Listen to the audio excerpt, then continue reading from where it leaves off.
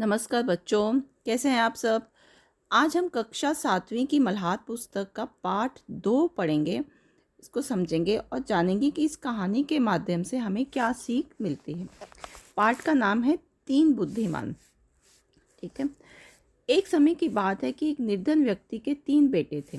वह प्रायः बेटों से कहता, मेरे बेटो, हमारे पास ना तो रुपया पैसा है और ना ही सोना चांदी, इसलिए तुम्हें एक दूसरे प्रकार का धन संचित करना चाहिए।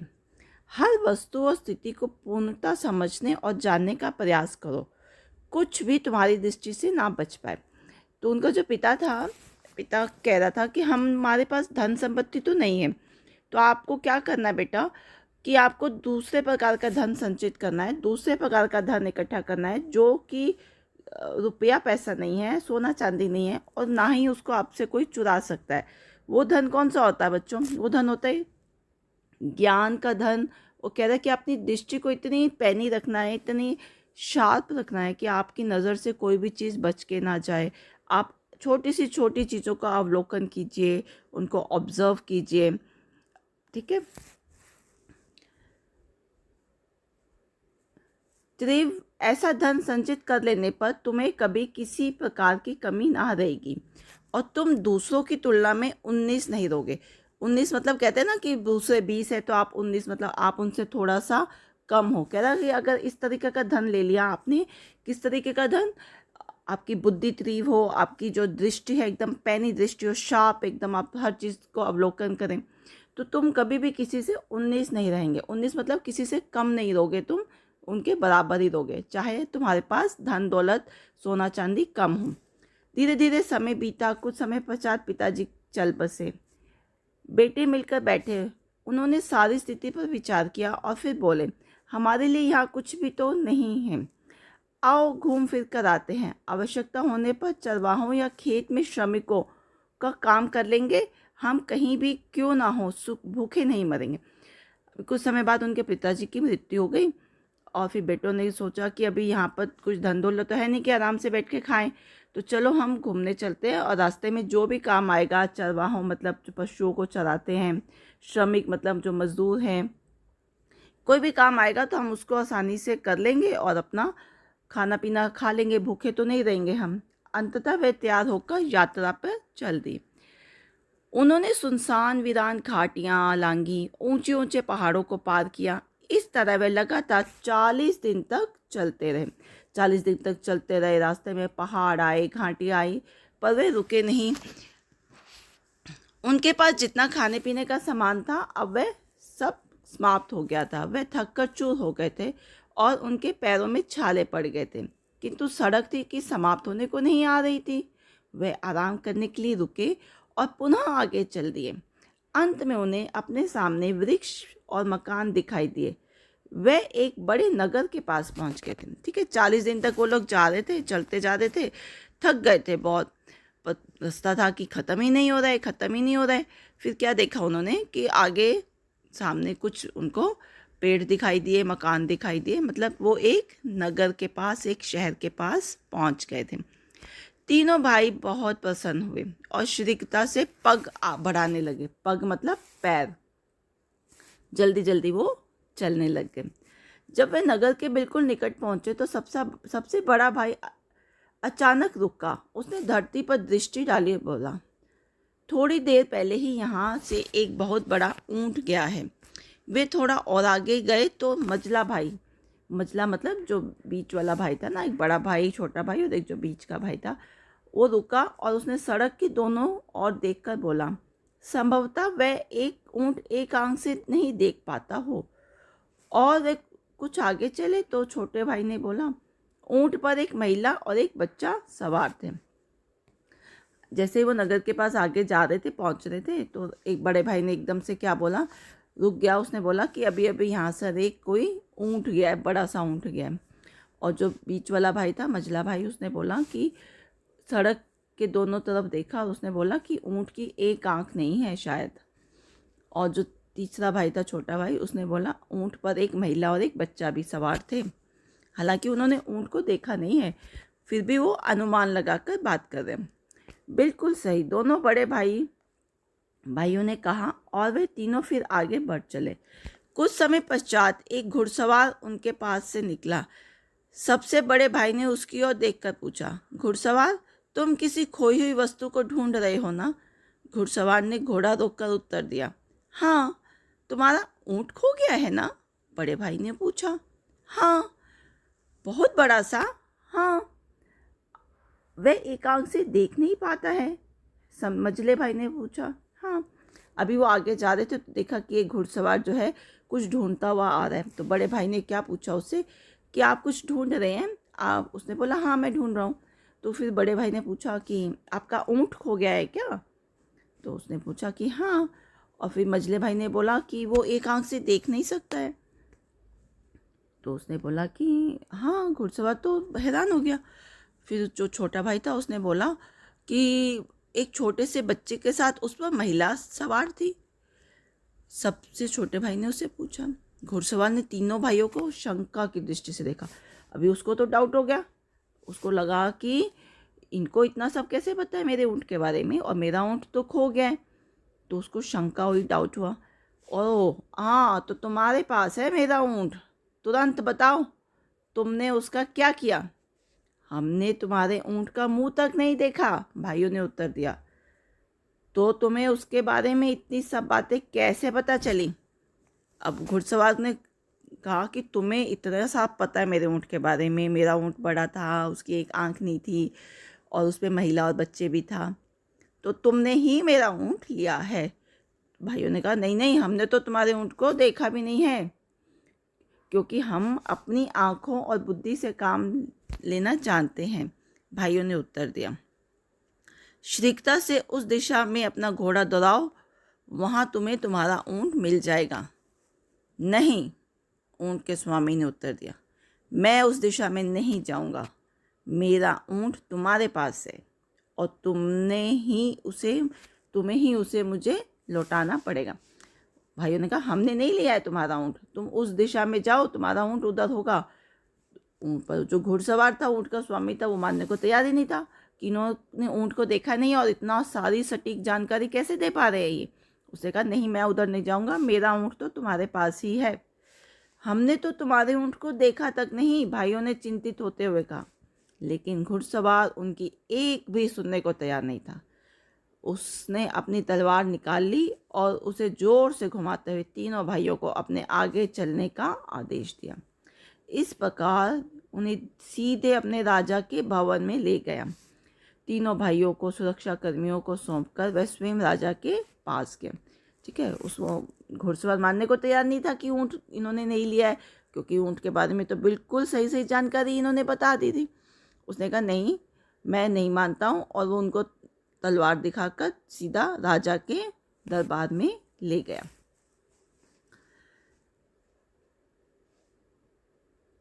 मैं अपने रेवाड़ों को पहाड़ों पर लिए जा रहा था, उसने कहा, और मेरी पत्नी मेरे छोटे से बच्चे के साथ एक बड़े से ऊँट पर मेरे पीछे पीछे आ रही थी। किसी कारण उनका ऊँट पीछे रह गया। वे रास्ते में भटक गए। उन्हें ढूंढने लगा तो मुझे रास्ते में 3 व्यक्ति मिले जो पैदल चले जा रहे थे। मुझे पूरा विश्वास है उन्होंने मेरा ऊँट चुराया है और मेरी पत्नी तथा बेटे को मार डाला है। उसने कहा, राजा को बोला कि हम जा रहे थे, मेरी पत्नी और मेरा बच्चा ऊँट पे आ रहे थे पीछे पीछे, और वो कहीं भटक गए हैं और ये लोग उसकी जानकारी बता रहे हैं ऊँट की। अब मुझे तो पूरा भरोसा है कि इन्होंने मेरा ऊँट लिया है, मेरे पत्नी बच्चे को मार डाला है। तुम ऐसा क्यों समझते हो? जब वह व्यक्ति अपनी बात कह चुका तो राजा ने उससे पूछा, तुम्हें ऐसा क्यों लगता है कि इसने तुम्हारे पत्नी और बच्चे को मार दिया? फिर वो क्या बोलता है, इसलिए कि मैंने उन लोगों से इस संबंध में एक भी शब्द नहीं कहा। मैंने तो उन्हें कुछ बताया भी नहीं कि मैं क्या कर रहा हूँ, मैं ऊँट ढूंढ रहा हूँ, मेरा ऊँट कैसा है। फिर भी उन्होंने मुझे यह बताया कि ऊँट बड़ा है, एक आंख से देख नहीं पाता है और उस पर एक महिला और बच्चे सवार है। राजा ने थोड़ी देर सोच विचार किया और फिर बोला, जैसा कि तुम कहते हो, तुम्हारे बताए बिना ही तुम्हारे ऊँट के विषय में उन्होंने सभी कुछ इतनी अच्छी तरह से बता दिया, तो अवश्य उन्होंने ही उसे चुराया होगा। जाओ, उन चोरों को यहाँ लाओ।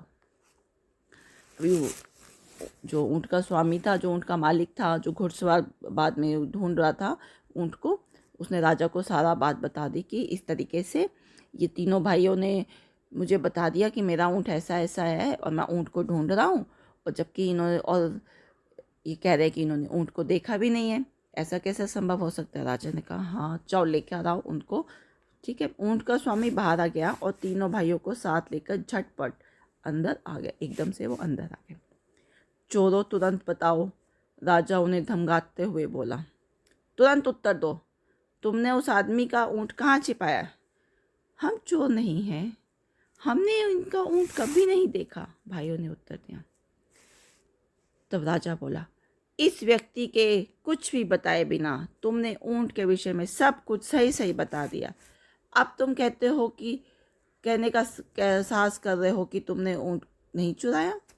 महाराज इसमें तो आश्चर्य की कोई बात नहीं, भाइयों ने उत्तर दिया। बचपन से ही हमें ऐसी आदत पड़ गई है कि हम कुछ भी अपनी दृष्टि से नहीं चूकते। हमने अपने परिवेश की पैनी दृष्टि से देखने और बुद्धि से सोचने के प्रयास में बहुत समय लगाया है, इसलिए ऊँट को बिना देखे ही हमने बता दिया कि वह कैसा है।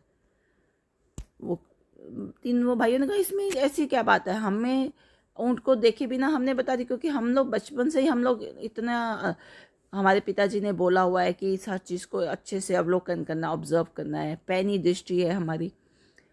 पर राजा को हंसी आई कि ऐसा कैसे संभव हो सकता है भाई, आपने ऊँट को देखा नहीं और आप ऊँट के बारे में सब कुछ सच बता सकते हो कि किसी को देखे बिना तुम उसके बारे में इतना सब कुछ बताना संभव है क्या ये?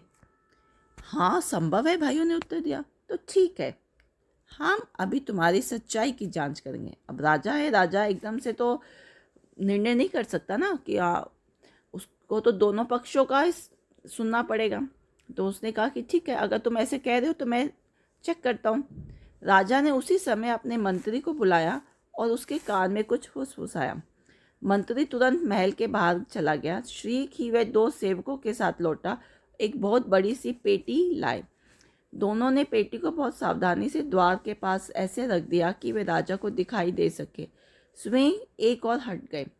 तीनों भाई दूर से खड़े उन्हें देखते रहे। उन्होंने इस बात को ध्यान से देखा कि पेटी कहाँ से और कैसे लाई गई थी, फिर किस ढंग से रखी गई थी। अभी राजा ने सोचा कि इनका टेस्ट लिया जाए, परीक्षा ली जाए कि ये सही कह रहे हैं कि हाँ गलत कह रहे हैं। उसने क्या किया, अपने मंत्री को बुलाया और उसको कुछ कान में उसको धीरे से कुछ कहा। मंत्री गया और बाद में 2 सेवकों के साथ आया, कुछ पेटी थी, बॉक्स लेके आया और उसको आराम से राजा के पास वहाँ पे रख दिया। ठीक है, हाँ तो चोरों हमें बताओ कि उस पेटी में क्या है। अभी राजा उनका टेस्ट ले रहा है कि क्योंकि वो कहते हैं कि हम बिना देखे बता देते हैं। अभी भाइयों ने तो क्या किया था, जब वो पेटी लेके आ रहा था तो उनको तो शुरू से आदत थी, हर चीज़ का बारीकी से अवलोकन करते हैं, पूरा ध्यान से देखते हैं कौन क्या ला रहा है, कैसे रख रहा है, कैसे चल रहा है।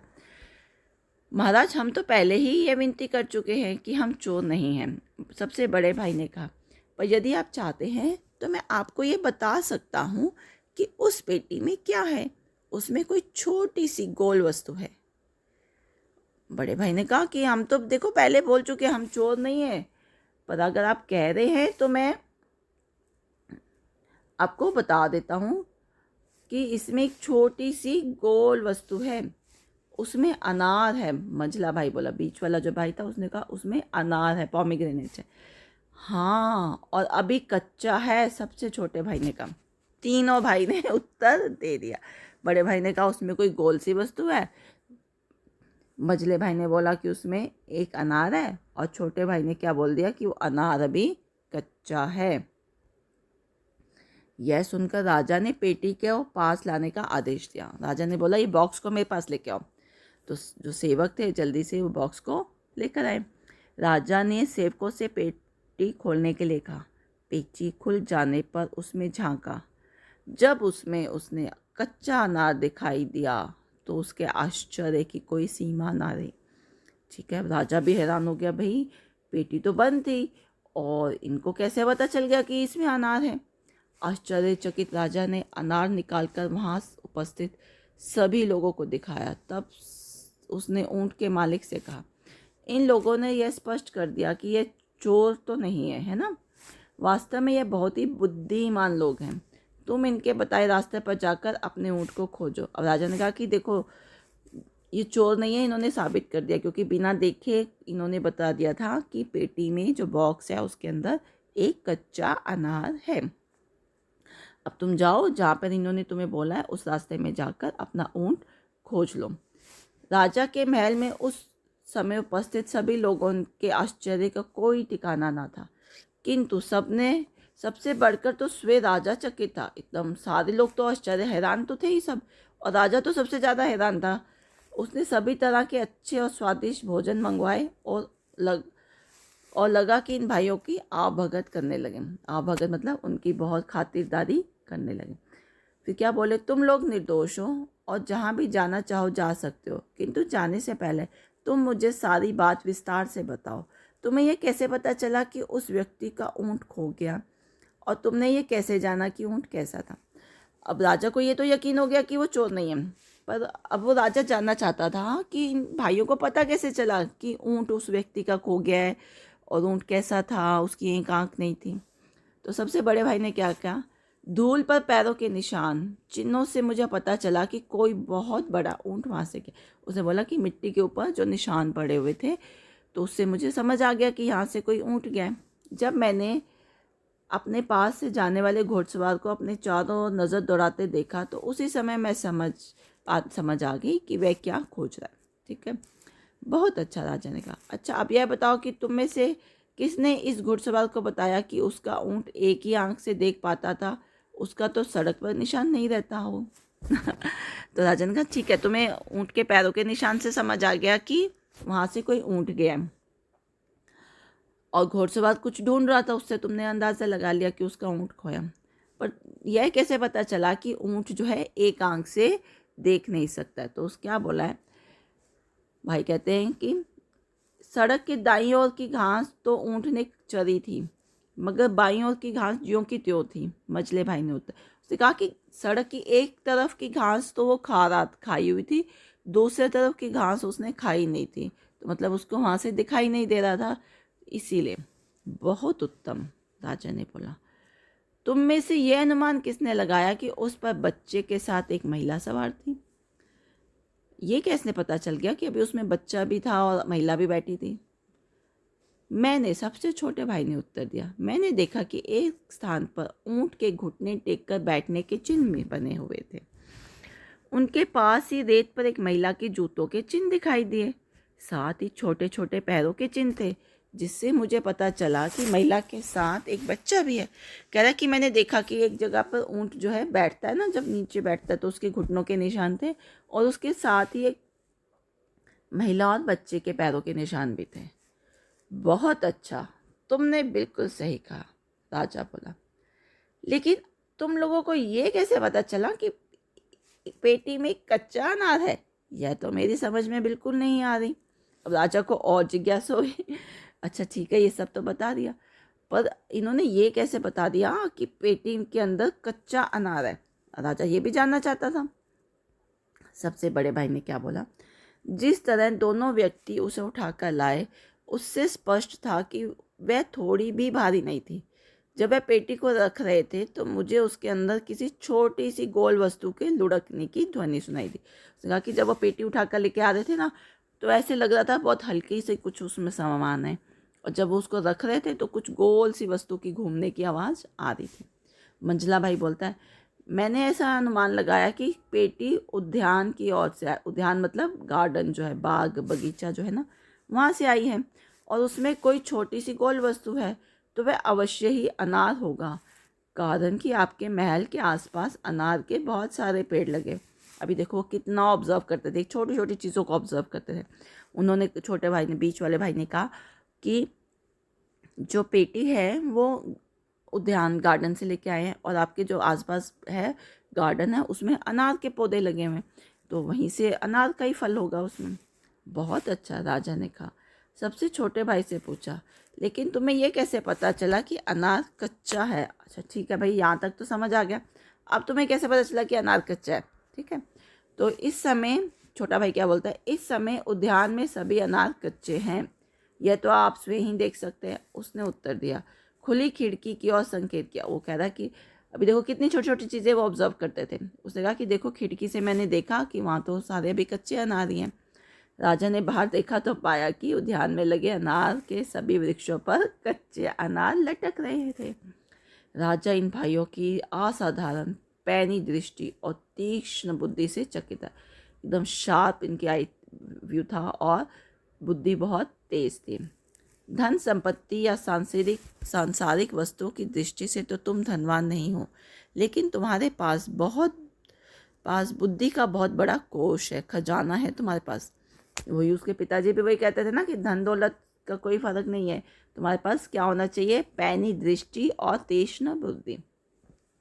उसने प्रशंसा करते हुए कहा और उन्हें अपने दरबार में रख लिया। ठीक है बच्चों, तो क्या करना चाहिए हमें? धन दौलत तो है, कोई हमसे ले सकता है, छीन सकता है, पर जो हमारी बुद्धि है वो हमसे कोई नहीं ले सकता है ना। तो इस पाठ से हमें ये सीख मिलती है कि हमें अपने ज्ञान में वृद्धि करनी चाहिए, अपने आसपास की चीज़ों का अच्छे से अवलोकन करना चाहिए, अपनी बुद्धि को और तेज़ बनाना चाहिए। ठीक है, तो धन्यवाद बच्चों, आज की कक्षा यहीं समाप्त करते हैं। अगली कक्षा में मैं इसके प्रश्न उत्तर और अभ्यास कार्य करवाऊँगी। धन्यवाद। पढ़ते रहिए, मुस्कुराते रहिए, क्योंकि पढ़ना अच्छा है।